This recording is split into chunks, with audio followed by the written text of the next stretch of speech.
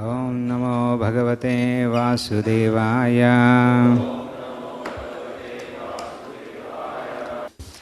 Reading from Srimad Bhagavatam, 2nd Canto, 1st chapter, text number 10. Tadaham te abhidasyami Mahapaurishiko bhavan Yasya shraddhadatamaso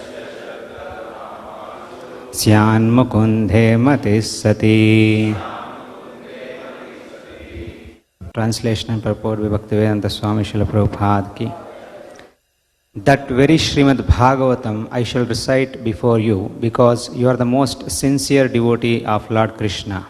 One who gives full attention and respect to hearing Srimad Bhagavatam achieves unflinching faith in the Supreme Lord, the giver of salvation. Purport.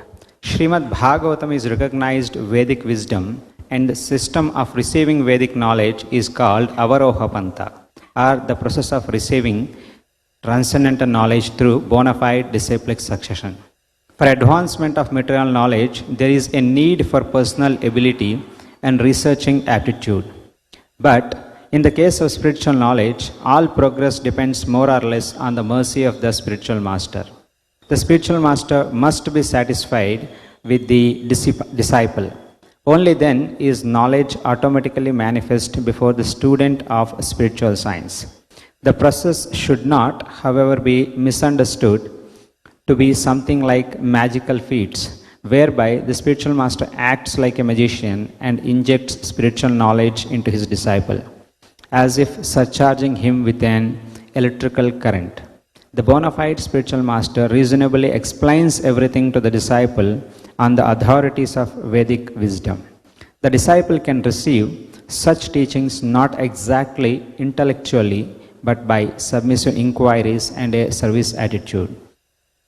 The idea is that both the spiritual master and the disciple must be bona fide.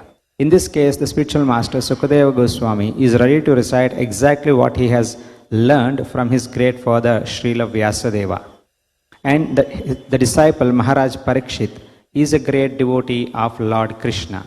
A devotee of Lord Krishna is he who believes sincerely that by becoming a devotee of the Lord, one becomes fully equipped with everything spiritual. This teaching is imparted by the Lord himself in the pages of the Bhagavad Gita, in which it is clearly described that the Lord, Sri Krishna, is everything, and that to surrender unto him solely and wholly makes one the most perfectly pious man. This unflinching faith in Lord Krishna prepares one to become a student of Srimad Bhagavatam. And one who hears Srimad Bhagavatam from a devotee like Sukadeva Goswami is sure to attain salvation at the end, as Maharaj Parikshit did. The professional reciter of Srimad Bhagavatam and the pseudo-devotees whose faith is based on 1 week's hearing are different from Sukadeva Goswami and Maharaj Parikshit. Srila Vyasadeva explained Srimad Bhagavatam unto Sukadeva Goswami from the very beginning of the Janmadhyasyata verse, and so Sukadeva Goswami also explained it to the king. Lord Krishna is described as the Mahapurusha in the Srimad Bhagavatam, 11th canto, in his devotional feature as Lord Sri Chaitanya Mahaprabhu. Sri Chaitanya Mahaprabhu is Lord Krishna himself in his devotional attitude, descended on earth to bestow special favors upon the fallen souls of this age of Kali. There are 2 verses particularly suitable to offer as prayers to this Mahapurusha feature of Lord Krishna. Dhyayam sadha paribhavagam abhishtadoham Tirthaspadam sivavirinchanyutam sharanyam Vrithyartiham pranatapala bhavabdhipotam Vandhe Mahapurushate charanaravintham Tyaktva tadishtyaja shurepsita rajya lakshmim Dharmishta aryavachasa yadhagadharanyam Maya mrugam dhaitayepsitam anvadavat Vande Mahapurushate charanaravintham.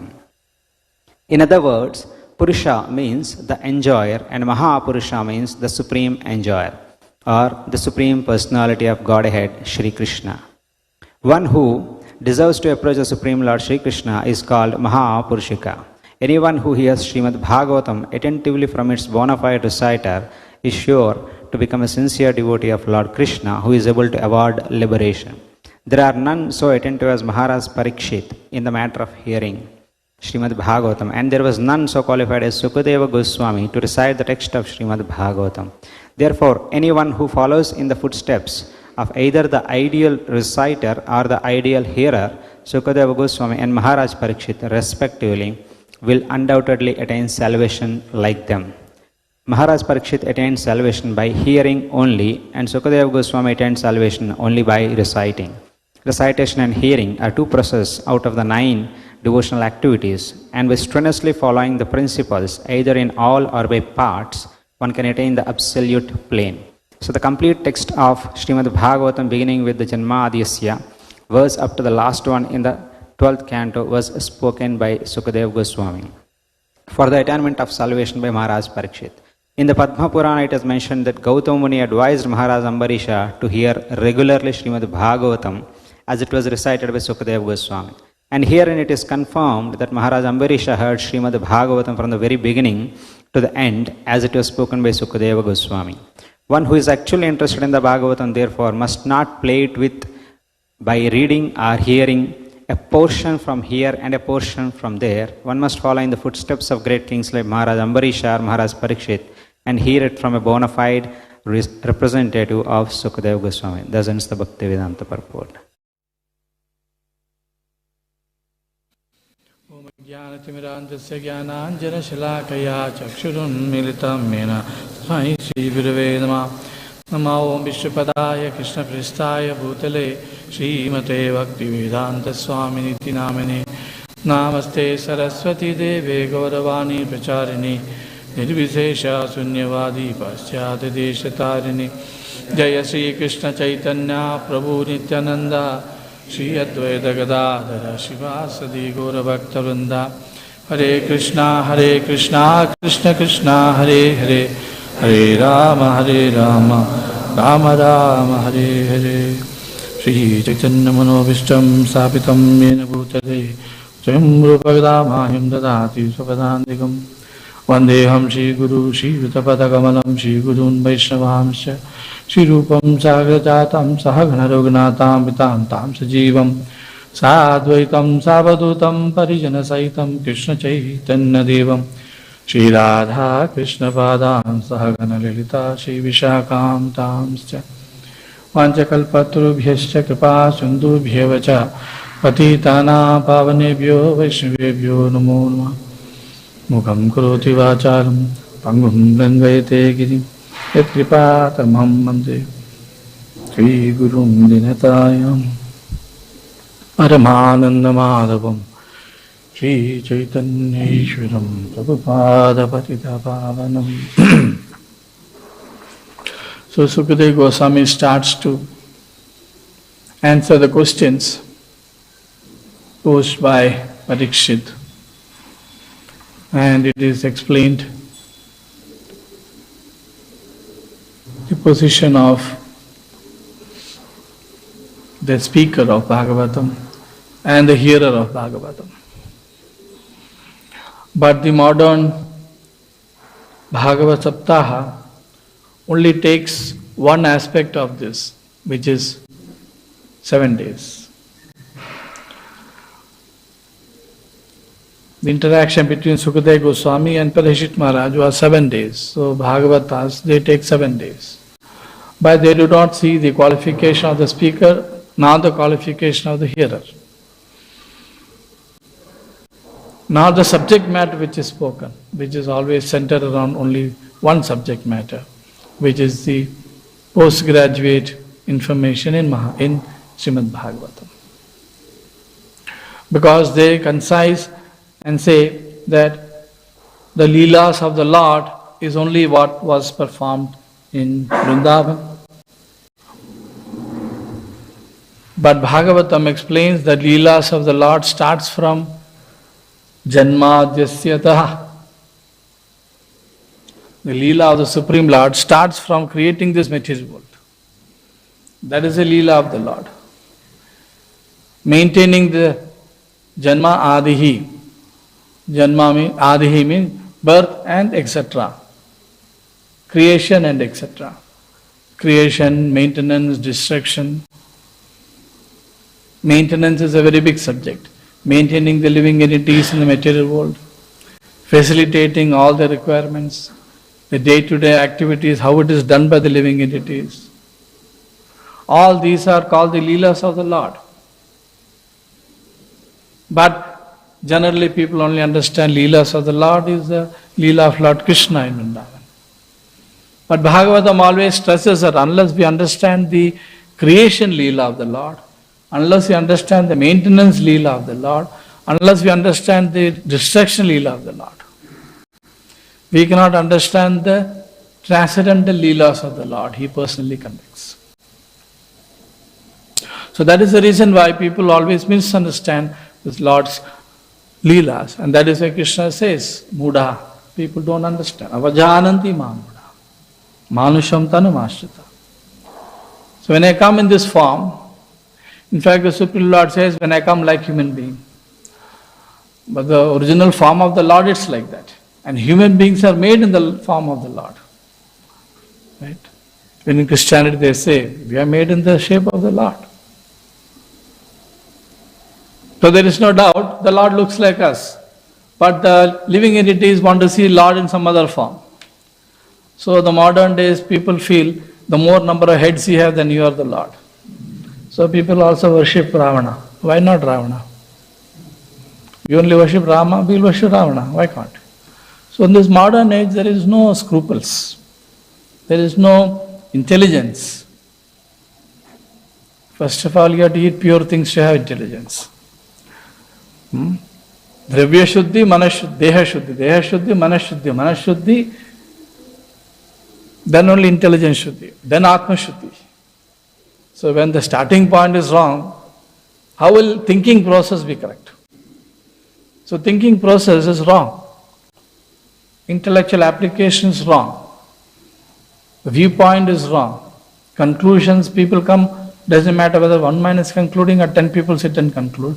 Conclusions are wrong. Because all these conclusions are made by people who are not understanding the Supreme Lord's leela in this world, maintaining this world. So maintaining this world, that is how Bhagavatam starts. Sarga, Visarga, primary creation, secondary creation, Ishanukatha, right? The history, Lord's stories about the Lord, activities of the Lord, maintenance of the Lord, different creation of Manus, the whole hierarchy is there. But in modern world, people don't want hierarchy. Nobody wants hierarchy. That itself is a sign of indiscipline, of independence.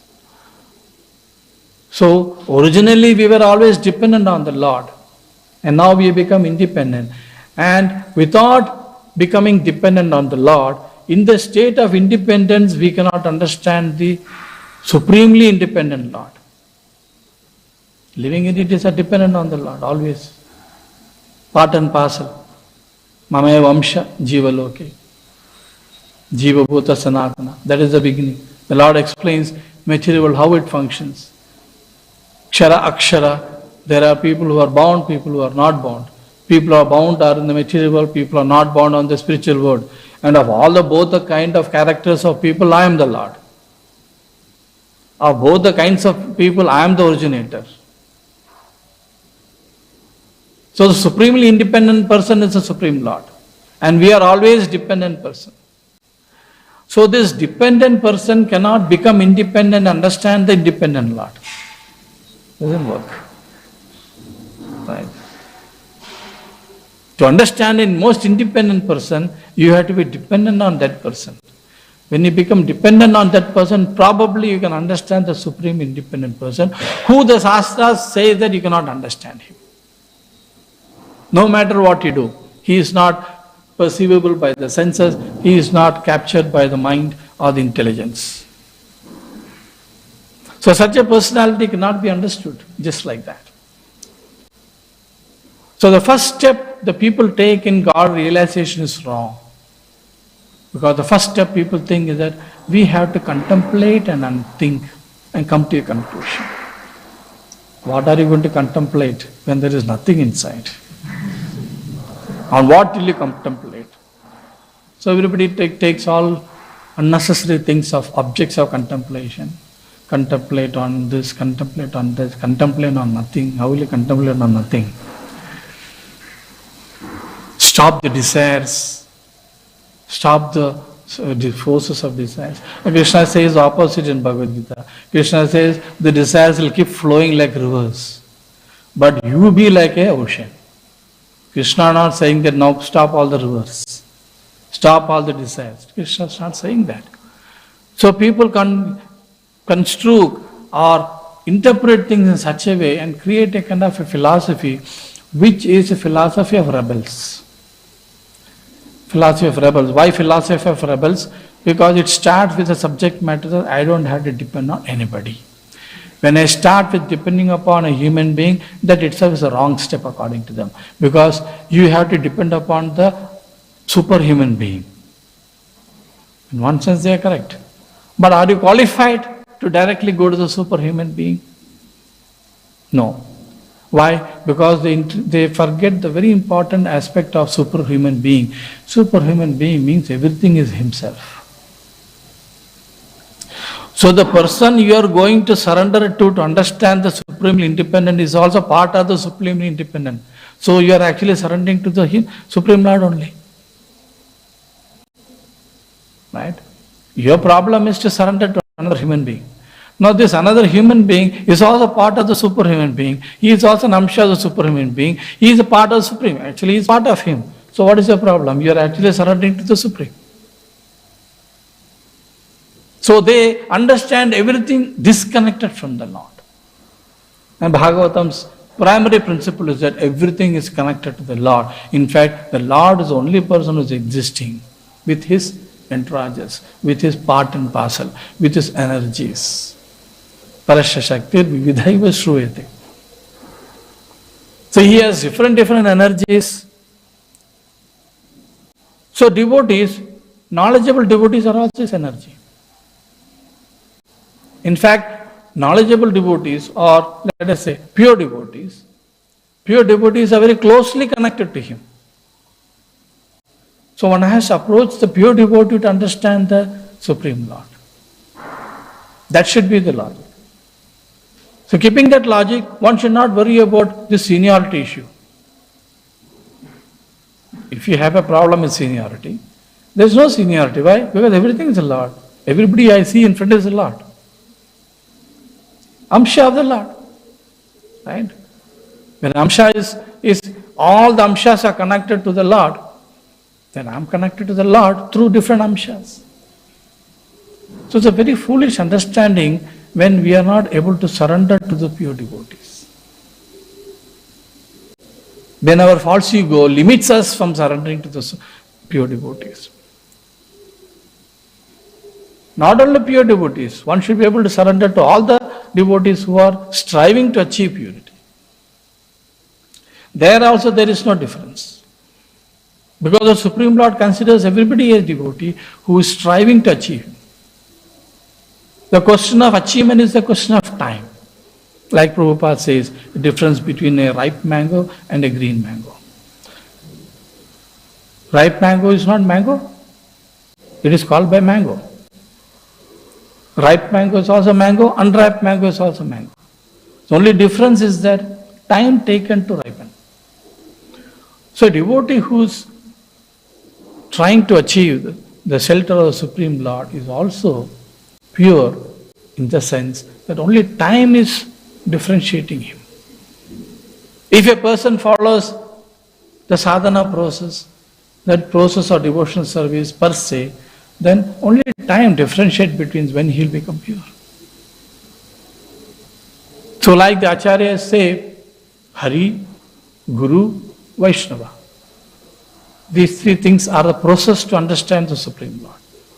Hari, the Supreme Lord himself. Guru, the most perfect person among the human beings. Hari Guru, Vaishnava. Vaishnavas, innumerable Vaishnavas. So these are the processes, these are the gateways to achieve, to understand the Supreme Lord. Supreme Lord is in the heart of every living entity. Krishnam Mande Jagat Guru. But this Jagat Guru has made a process. If you are looking for me within the heart, I will guide you. But once you have started the process of purification, then you have to go through the process of fully surrendering to my form as Guru. If you have to fully satisfy my form as Guru, then you should serve and work with Guru's form as Vaishnavas. Ultimately, it's only the Supreme Lord. So we cannot say that no, Krishna Mante Jagat Guru, so why Vaishnavas, why Guru? Krishna alone is enough. But it doesn't happen that way. Why? Because we will commit unnecessary offenses. Because this is not an object to go and catch. Spiritual knowledge is not an object. If there's something sitting there, I walk from here and go and capture it and it becomes mine. It is not like that. You cannot possess the Supreme Lord by capturing Him. You can possess the Supreme Lord only if that particular object which is sitting there allows me to catch it. Say the Mridanga is sitting there. If the Mridanga doesn't allow me to catch it, how will I catch it? Not possible. I can go run fast and try to capture it. It doesn't come. The Supreme Lord is such a subject matter. You run behind Him, oh I caught Him. No. We keep running and we keep thinking we caught him. No, because we cannot catch Him unless He allows us to catch. Why? Because He is Purusha. Ishvara Parama Purusha. He is a Sachidananda Vigraha. Ishvara Parama Krishna Sachidananda Vigraha. He is a Vigraha. He is a personality. When you talk about personality with all the emotions, likes and dislikes. So that person who is having all this emotion has to accept me to touch him.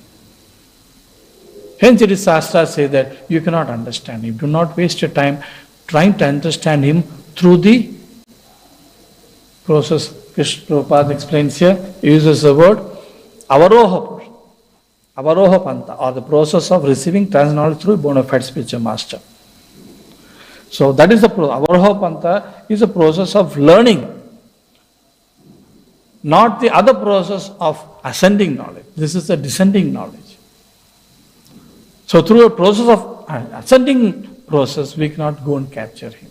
Rather, he has to be allowed to be captured. So when such a personality is there, it is foolish for us to directly go to him. Hence, we need to go through the process. And what is the process? Srotavyadina Rajan. Keep hearing. Sushushvi Tatshanat. Keep hearing, and by hearing process, there is a change of heart.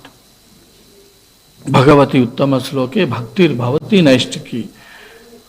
Bhakti, devotion as a resolute thing in our heart, if it has to take place, then we have to totally submit ourselves to the process of hearing. So then you will ask, how do I hear? I am sitting and hearing. So we have to understand there are many ways of hearing. Different forms of hearings are there. What is the way you are hearing Bhagavatam? So one has to be humble. One has to be in the receiving mode. One has to be in the learning mode.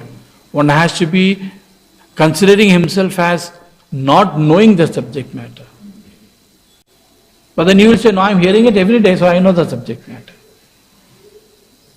So as we hear Bhagavatam every day, there is kind of a lethargy comes in us.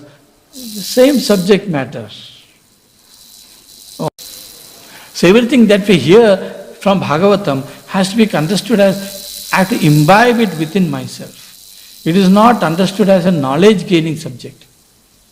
So when we read Bhagavatam, when we hear Bhagavatam, yeah, we may sit with a notebook and write. But that should not be in the idea of inputting information. Inputting information, storing information, and downloading information. This is all the human beings know. Like a computer. Take as much data inside, assimilate inside, and then retrieve it when you want. It doesn't work that way. This is a process which is purification happens while hearing. Understanding happens while hearing. Not that after hearing, then I'll understand. The process of hearing itself is the process of understanding. The process of hearing itself is the process of perfection. That is the what do you call speciality of spiritual subject matter. Vedas, Upanishads, the subject matter of the Supreme Lord are given in the form of Vedas. Nobody can easily understand that. So the subject matter of Veda is given in a realized form as Upanishads, as realized by many sages. Each Upanishad is written by different sages. But they are so important that they are given the same level as Vedas. So they have realized it. And then the real summary of the Bhagavatam in the form of Vedanta Sutra, which is also not easy to understand for common man. Hence Bhagavatam, which is the original commentary of Vedas, as the essence of it. With not only the essence, with the power in it. What is the power in it? The power is that just by hearing, purification happens. Vedas, simply by hearing, you reach a level of Shuddha Sattva or Sattva Guna, but you have to find out the Lord within the Vedas. But you don't have to find out the Lord through Bhagavatam. That is the difference between Veda and Bhagavatam. Through Veda you have to find it, you have to search and sift things and segregate things and find out, oh, this is here. This is the real one. But Bhagavatam, there is no question of searching where the Lord is. Through the pages of Bhagavatam, you don't search the Lord, because Bhagavatam is the Lord. You drink the Lord through Bhagavatam. You associate the Lord with the Bhagavatam. You touch the Lord through Bhagavatam. How? Through submissive hearing process. So what we need to do, only one thing, is what is submissive hearing? Is submissive hearing means hearing and then memorizing it? I should sit in such a way that when what I hear from A to Z, I should be able to repeat. Submissive hearing is applying it in your own life, imbibing it in your own self, with a clean state of mind, not interpreting it. Right? So we hear Bhagavatam, when we read Bhagavatam, we just have to read Bhagavatam and assimilate it to ourselves, assume it to ourselves, or apply it to ourselves while reading it. The purpose of reading Bhagavatam is not that after that I should be able to pass a test. Those things are there as a process of our bad habit of education is there, so that we apply here also, because that is the only way of education. Read a test and apply, give questions, then only we know that you understand or not, because the process is wrong, but that's the only process available now. But that is not the real required process. The process is keep hearing, keep hearing, keep hearing. At a stage of life, there is a question of, by hearting. That is the stage of brahmacharya. In the Vedic system of education, in the brahmacharya stage, which starts from age 5, it's only repetition. The teacher repeats each verse, the students repeat it. Every day. No meaning is understood. No grammar is understood. Only repetition. Once he repeats, it becomes a part of our brain cell. It remains there.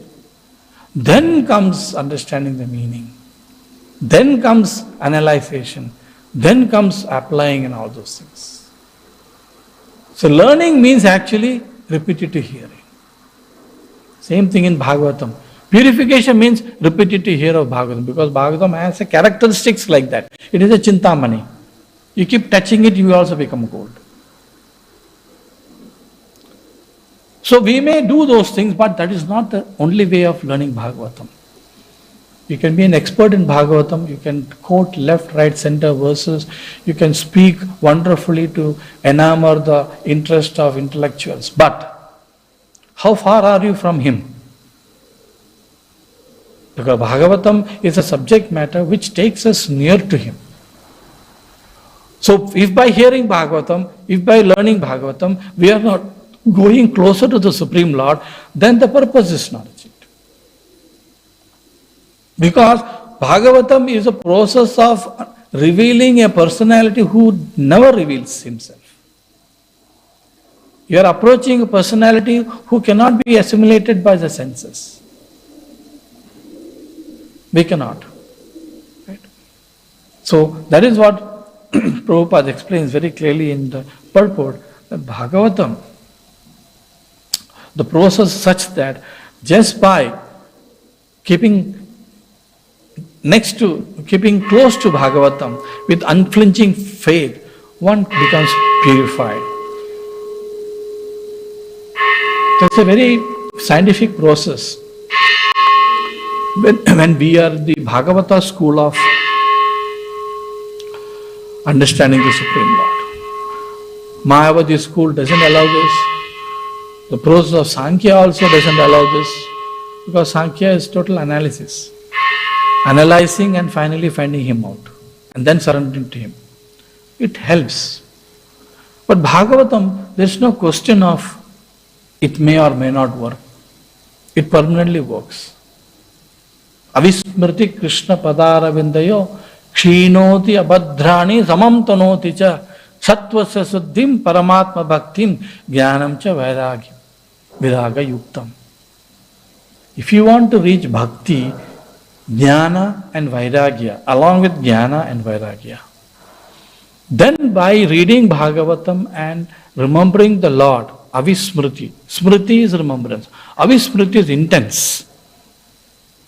By intense remembrance of the Lord which is coming out of Bhagavatam, it burns out everything that is impure in our system. Sattvasya Suddhim. It purifies our existence, it purifies our substance, it purifies our knowledge, it purifies our own Atma. And gives Paramatma Bhakti. It's, in one sense, it's an automatic process. We only have to submit to that. We don't have to capture it. We don't have to by heart it. We don't have to research it. We don't have to be intellectuals in it. Rather, we need to be submissive student in hearing. And next what happens? Our complaint is what? Our complaint is that Prabhu, every day same thing. Now here comes. Bhakti is such a substance that it sustains us by itself by providing a taste. That is why the comparison is given like a person who's eating. When a man who's eating, what happens while eating? It satisfies him. It gives him energy. Right? So same way, bhakti has a character of self-sustenance.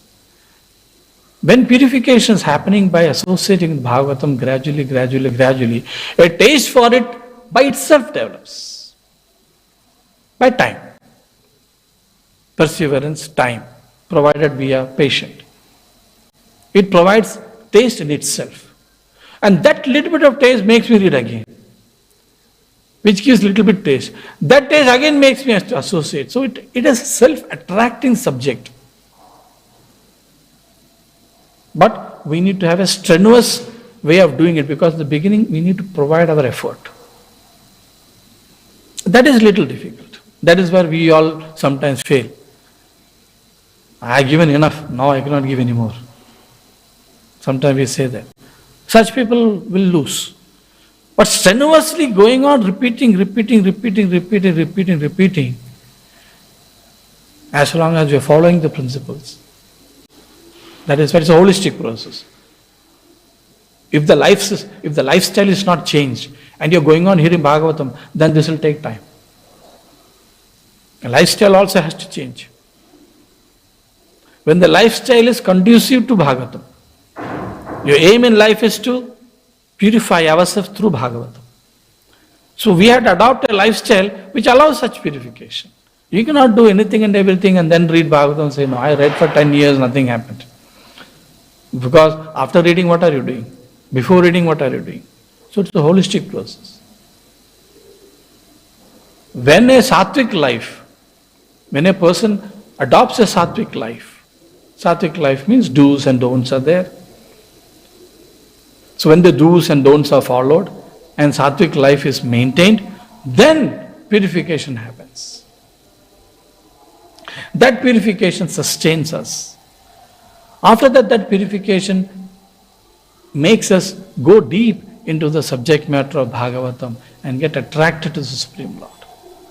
Only when we reach a state of attraction to the Supreme Lord, we don't have to fear again fall down. Until that stage, anytime fall down can happen. So we need to reach that state of sweetness. Lord is all sweet. Sweet means what? What does sweetness means? Sweet means sweet? Yeah, but what does it mean? Sweet means it is attractive.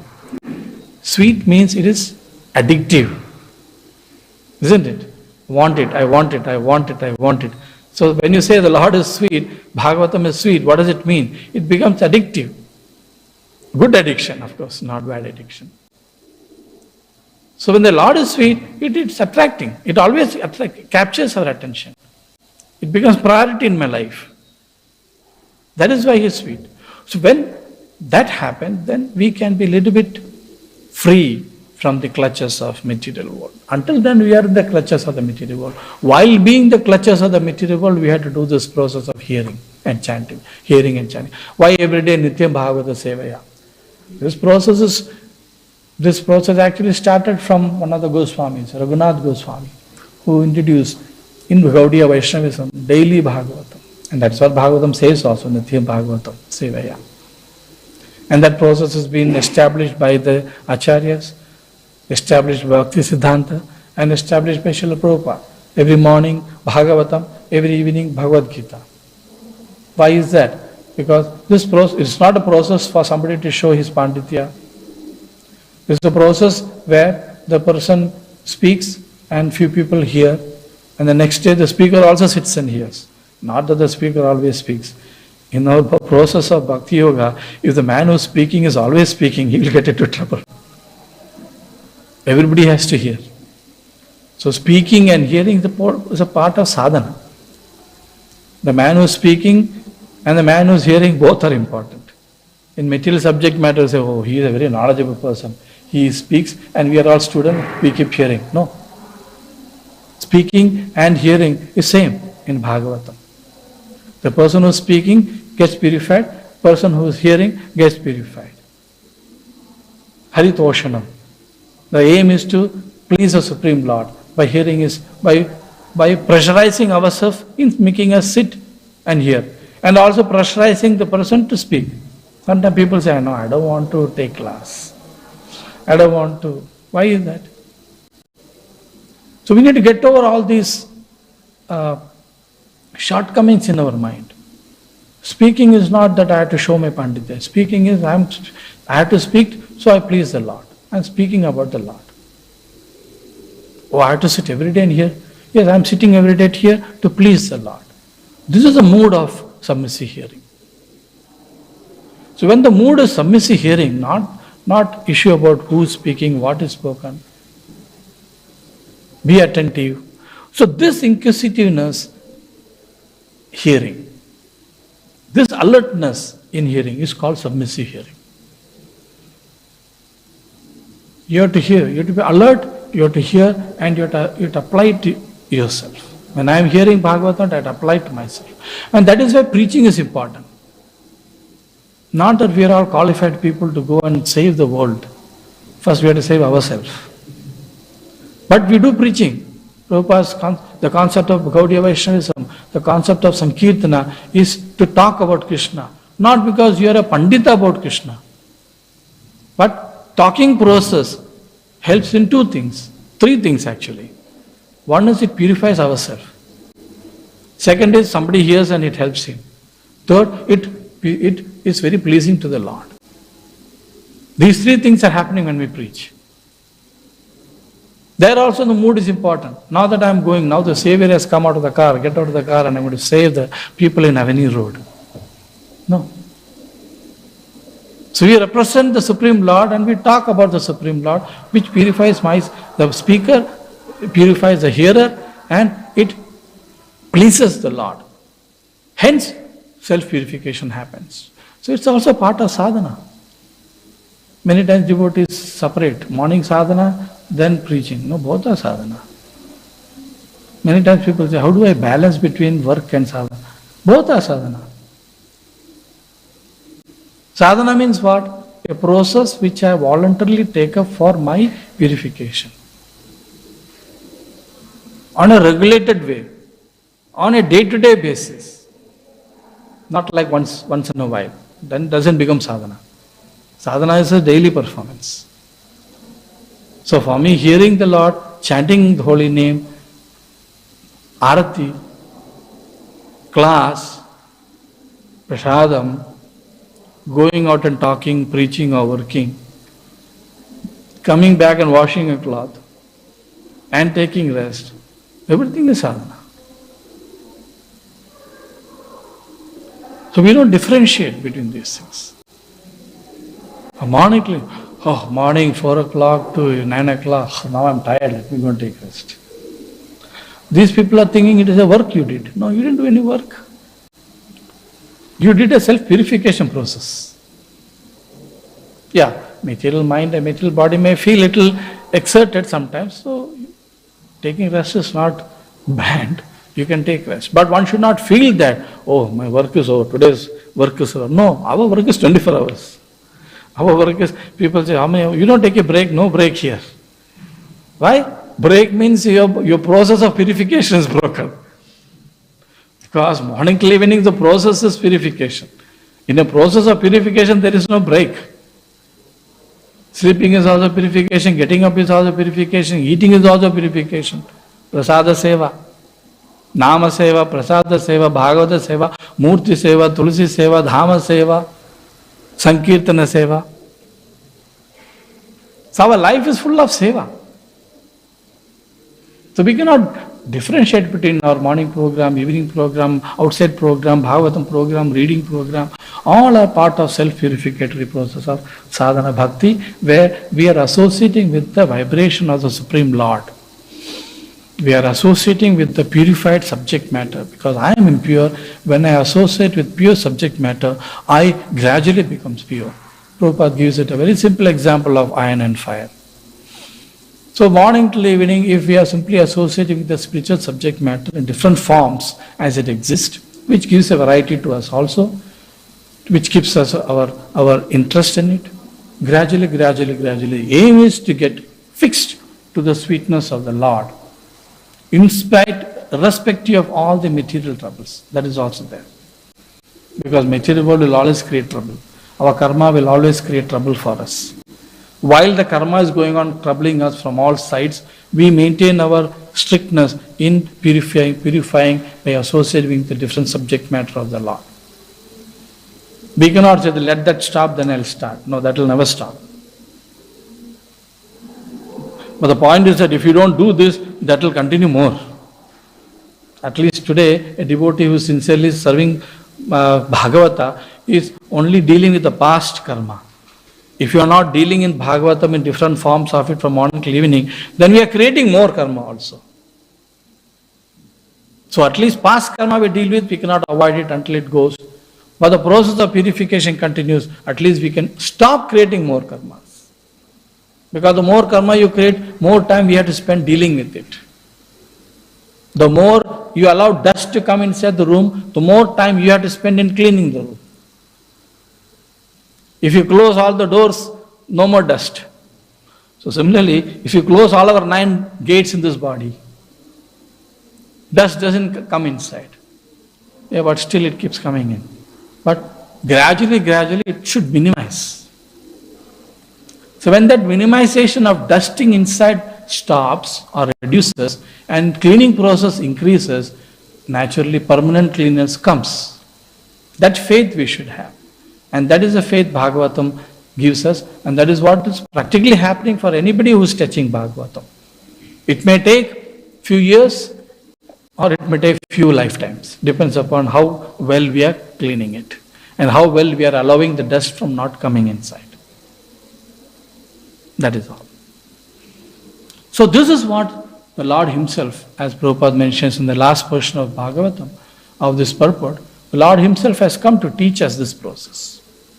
Because Vedas don't give this process. The Lord tried through Bhagavad Gita. But that was not enough. Because Bhagavad Gita was again in Upanishad. Sarvo Upanishato Gava Dugdha Gopala Nandana Partso Vatsa Sudhir Bhokta Dugdam Gita Amritam Mahat. Gita, which is in the position of Upanishad. The Lord Himself as a milkman has milked this cow called Veda, called Upanishad, and given it to the calf called Arjuna. But for human beings in Kali Yuga, that's still not enough. That essence, it is an essence. Still that essence is not enough. Why? What was lacking there? Practical application in day-to-day life. So application in day-to-day life, that Chaitanya Mahaprabhu came. And he gave. That is why they said the process of Krishna consciousness surrender, which Krishna told in Bhagavad Gita. But Chaitanya Mahaprabhu showed what is surrender. So through the process of Bhakti Yoga, Sankirtana, Sanatana Dharma, this process of purification, it completes the whole circle. Veda, Upanishads, Brahma Sutras, Bhagavata, Bhagavad Gita, Sankirtana. Then the whole practical aspect also comes into life. So when the life becomes Sankirtana, Nityam Bhagavata Sevaya, Kirtaniya Sadahari, when these things becomes our day-to-day activity, then purification gradually happens. So for us, two things we need to do. One is to adjust our life to accommodate this as a main thing and stop the process of karma creation. If these two things we do, then Bhagavatam will do automatically. Just like a medicine. You follow the rules and regulation of the doctor, you follow the prescription, the medicine will do the job. So Bhagavatam is such a medicine, Sankirtana is such a medicine, Krishna Nama is such a medicine, which all has the ability to purify by their own rights. They have that power. It's a question of we allowing them to do the job within us by regulating our life. Hare Krishna. Any questions or comments? There's no watch here, clock here. What's the time?